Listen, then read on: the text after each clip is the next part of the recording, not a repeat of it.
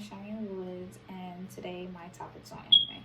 So, um, over my speech, I will be talking about the cultural background of anime is often mistaken and how it is based on existing games and manga. So, over the course, I'll be going over 3 points. I'll be going over origin of anime, different structures in anime, and how anime is actually based on those existing manga games and novels. So the first thing is origin of anime. So the first anime was discovered in the early 1900s, and it was about 50 frames. So I would say that was only a few seconds. So as time went on, since anime was discovered, they actually made Astro Boy, and I'm pretty sure a few of you actually know what Astro Boy is. But when Astro Boy was created, that was the breaking point of all anime. It influenced others to make more. Everyone wanted to do it. So this is how Mushi Productions actually came to exist. They decided they wanted to publish anime so everybody can enjoy it.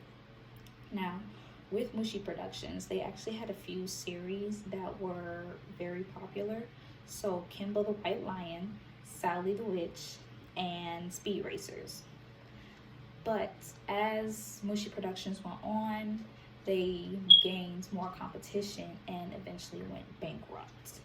So they didn't really last that long. Another thing is, as time were going on past the 1900s, war and post-war had a part in the publication of anime. So during this time, they started pushing cultural nationalism. So they would put censors and restrictions on what you can publish to the media.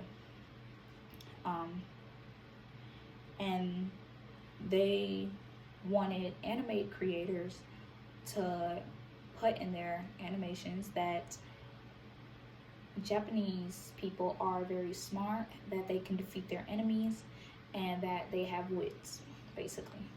Now, to my second point, I want to talk about how anime is based on the games, novels, and manga. For people that don't know, manga is actually comic books, but backwards and in Japanese formats. So,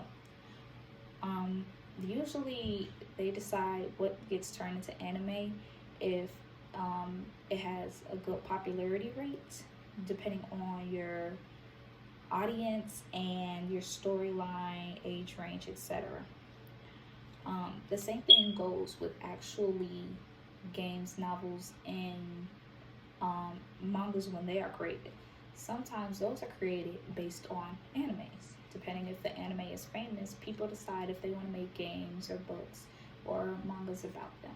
Sometimes even fanfics. Fanfics are basically when you take the characters of a story that's already made and make a story of your own that you will wish that was actual in the actual animations or other shows. So when games, novels, and manga are created into animes, this is actually a good thing for the animators. They can spend way less time and way less money on the character developments and stuff, since the plot and everything else is already created for them. The only thing that they will have to really focus on is making sure they get the original creator's point across exactly how it is in that game, manga, or novel. Sometimes there are cases where they don't end up recreating the story right, and the audience loses interest and the animation ends up failing. So that's a big part of it. Now, another thing I want to talk about is the structure of anime. So basically it's differences. Now, thing is, in Mushi Productions, and they usually did 1,500 to about 1,800 frames, which are like pictures, and try to fit those in 25 seconds to give it a smooth motion. Now, usually animators will usually try to fit 8 frames picture, which are pictures, into 1 second to get rid of smooth motion. Mushi Productions like really pushing their limits. And if you really think about a full animation, you know that that's about 10 times more than you will actually expect. That's a lot of pictures and frames. Now, another thing is people usually confuse Korean, Japanese, and Chinese animations. Now, with Japanese animations, they usually focus on like the big eyes and the small petite bodies. But if you look at Korean animations, in their facial features, they have a lot of like wrinkles, and they have more realistic aspects in their animations. Now, when you're looking at the Chinese animations, they focus a lot on the cultural aspect. So a lot of their animations have their history involved, or some type of thing that just connects their country with the actual animation. So overall, the cultural background of anime is often mistaken, and is based on existing games, novels, and mangas. We need to learn how to appreciate people's different aspects on how they decide to create their makings, and know the differences so that we don't mix it up.